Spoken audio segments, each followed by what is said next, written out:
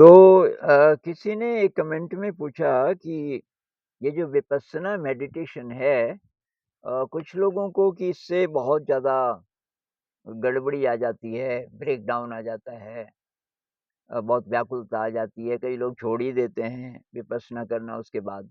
तो ऐसा क्यों होता है? तो पहली बात तो ऐसा हो सकता है, ये मेरा भी अनुभव है कि कभी-कभी ऐसा होता है, किसी-किसी को। मेजॉरिटी केसेस में तो नहीं होता। बहुत सारे साधक हैं जो ज़िंदगी भर से कर रहे हैं ये मेडिटेशन, विपस्सना मेडिटेशन, कोई नेगेटिव रिज़ल्ट नहीं आई, उनके साथ अच्छा ही अच्छा हो रहा है। लेकिन कुछ केसेस में होता है ऐसा कि कुछ नहीं सँभाल पाता शरीर। तो ये कब-कब हो सकता है, इसके कई कारण हो सकते हैं। एक कारण ये हो सकता है कि शील कमज़ोर है, शील अगर काफ़ी कमज़ोर है किसी का अ, तो उसका शरीर शायद नहीं सँभाल पाएगा।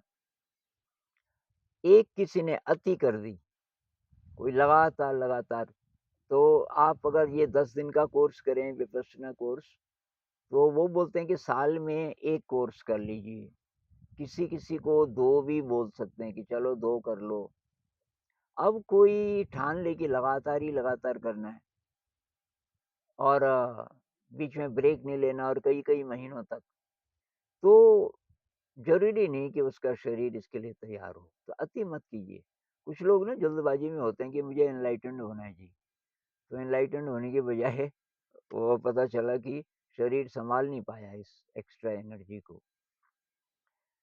इसके साथ एक चीज़ जो बहुत सारे साधक भूल जाते हैं, शील का भी पता रहता है साधकों को, पारमिताओं को भूल जाते हैं।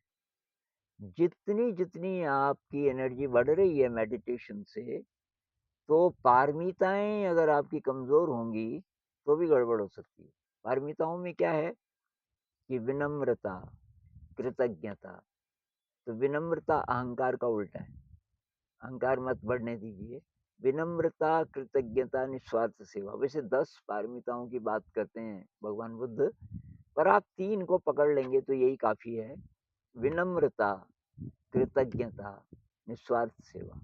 ये तीनों भी अगर हम करें तो शायद धीरे-धीरे हम और अपने शरीर को देखते जाएँ, उतना ही ध्यान कीजिए जितना कि आप पचा सकते हैं और बाकी सेवा में लगाइए आप अपनी एनर्जी को। ध्यान इसके लिए नहीं है कि बस अब अकेले हो गए, दुनिया से कट गए और बस अब किसी से कुछ लेना-देना नहीं। नहीं तो फिर सेवा कहाँ से करोगे? जो बुद्ध कहते हैं ना, शील का भी अभ्यास कहाँ से करोगे अगर आप कट ही गए एकदम समाज से? शील में क्या आता है? चोरी नहीं करना। तो इसका टेस्ट कब होगा? जब आप बाहर की दुनिया में रहोगे ना, चोरी नहीं करना, हिंसा नहीं करना, इत्यादि ये जो शील हैं, बहुत लैविश ढंग से नहीं जीना, थोड़ा सादगी और सिम्प्लिसिटी होनी चाहिए। अ, तो ये और पारमिताएँ। एक और चीज़ डेंजरस हो सकती है कि कुछ लोग कई-कई टेक्निक्स को मिक्स कर देते हैं। अगर तो आप बहुत एडवांस्ड हो गए, मान लीजिए, तब आप एक्सपेरिमेंट करें, तो हो सकता है कि तभी भी आपको बहुत सतर्क रहना पड़ेगा। जैसे कुछ लोग क्या करते हैं कि चले तो गए विपश्यना करने, लेकिन ध्यान यहाँ पे लगा रहे हैं।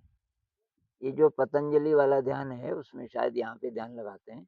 कहते हैं ना कि धारणा, किसी एक चीज़ पे ध्यान लगाओ। किसी एक ऑब्जेक्ट पे जब हम ध्यान लगाते हैं, तो यहीं पे ज़ोर पड़ता है, जिसको पीनियल ग्लैंड या तीसरा नेत्र कहते हैं। तो ये बहुत हाई एनर्जी का सेंटर है, कुछ लोग इसको आज्ञा चक्र कहते हैं। बहुत हाई एनर्जी। तो उतनी हाई एनर्जी अचानक आएगी और आप तैयार नहीं हो, तो भी गड़बड़ हो सकती है। इसलिए पतंजलि सिस्टम में जो यम नियम है, तो यम में तो वही है, शील है, ब्रह्मचर्य और ये हिंसा नहीं करना इत्यादि। लेकिन नियम में 2 चीज़ें हैं कि परमात्मा पे 100% विश्वास अगर पहले आ गया आपको और जीवन में संतोष।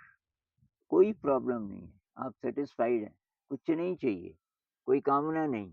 ये स्थिति पहले से है अगर, तब आप आगे बढ़ सकते हैं इस सिस्टम में कि अब धारणा और धारणा के बाद ध्यान।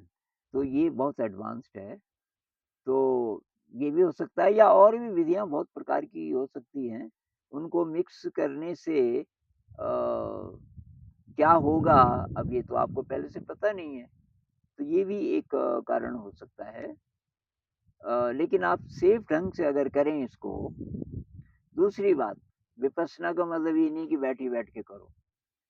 अब प्रैक्टिस बैठ के होती है जितने ये जो सेंटर्स हैं और सिस्टम का मुझे नहीं पता पर गोयनका जी वाले सिस्टम्स में ये बैठ के ध्यान कराते हैं।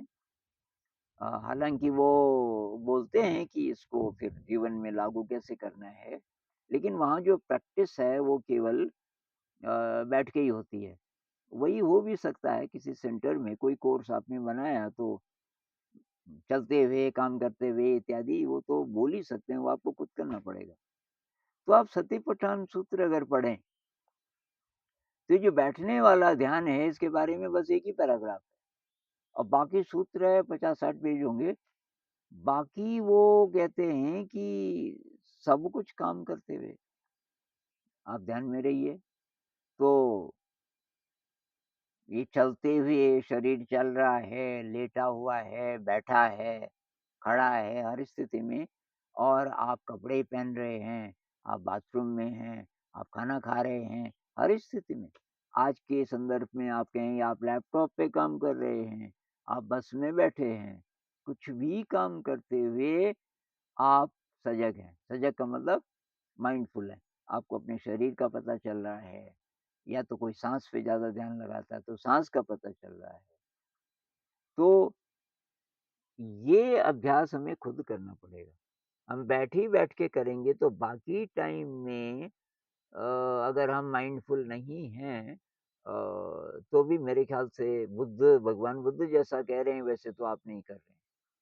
तो इसलिए जो बैठने ही बैठने वाला है उसी-उसी को मत कहिए कि ये पूरा ध्यान हो गया।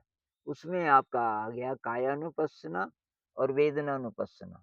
कायानुपस्सना में साँस आ गया और शरीर की जनरल अवेयरनेस। वेदनानुपस्सना का मतलब जब ज़्यादा ध्यान हम करते हैं तो शरीर में कुछ वाइब्रेशंस होती हैं। जहाँ भी आप ध्यान लगाओ, शरीर में वाइब्रेशन। बाद-बाद में शायद जो गहरे साधक हैं उनका शरीर अपने आप वाइब्रेट करता रहता है हर समय। तो वो हुआ वेदनानुपस्सना, अब आप उस वाइब्रेशन पे ध्यान लगाओ। लेकिन फिर है चित्तानुपस्सना और धम्मानुपस्सना मतलब मोटी भाषा में मन। मन पर ध्यान लगाना है, मन में क्या चल रहा है, मन की कैसी अवस्था है, इमोशनल स्टेट कैसा है मन का और उसमें चल क्या रहा है, क्या चीज़ पैदा हो रही है और ख़त्म हो रही है। ये जो विचार हैं, इमेजेस हैं, इत्यादि, इत्यादि, तब उसको देखो। तो ये सारा है विपस्सना में।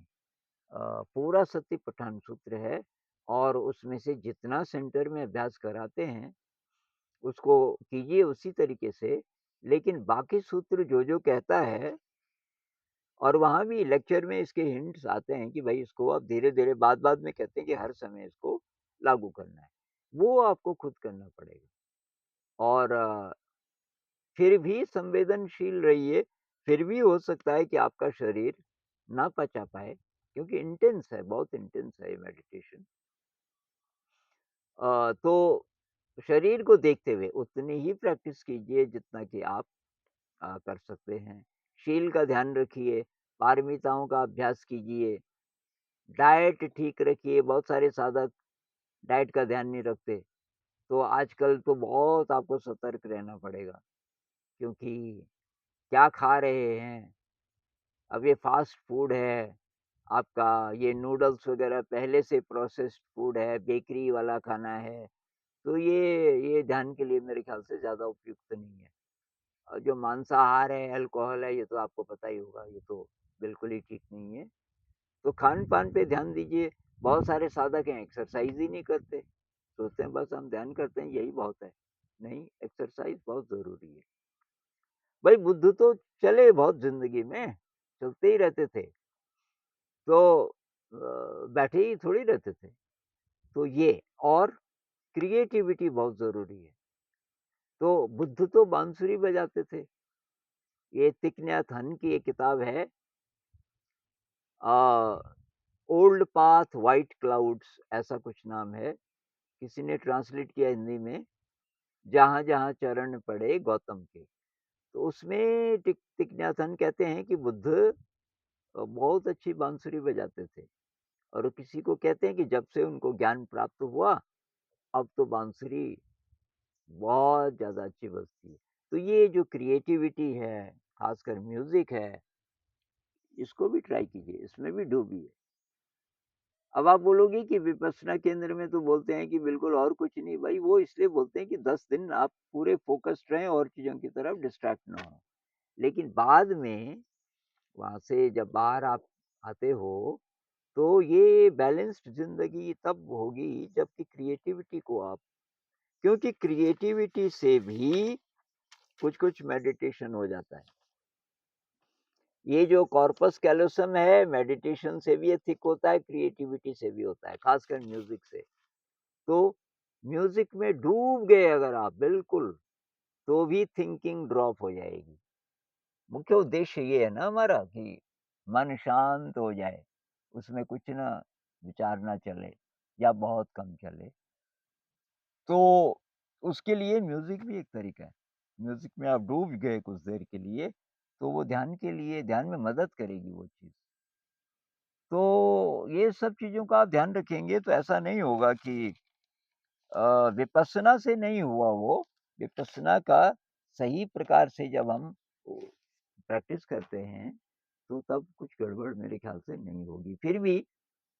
फिर भी देखते रहिए आप कितना पचा सकते हो। शरीर के प्रति, शरीर की क्षमता के प्रति भी अवेयर रहना पड़ेगा।